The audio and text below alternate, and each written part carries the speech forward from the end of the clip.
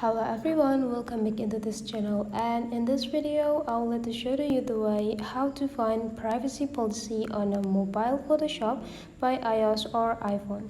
So the first thing you have to do is just open your Photoshop application. You just need to visit the app library, and in search button you just need to type the Photoshop or PS Expressed, and after you found it you just need to go click it to open it. So here is the look whenever you open the Photoshop application on your mobile phone.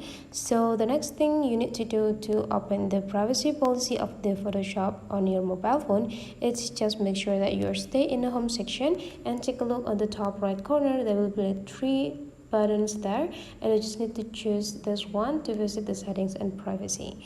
And after that you just need to go click this about PS Expressed, and you will see that in the legal part there will be a privacy and policy. So you just need to go click it, and the application will bring you into the privacy policy of their application, and you just need to read everything on the screen and understand every point that given by the mobile Photoshops to you.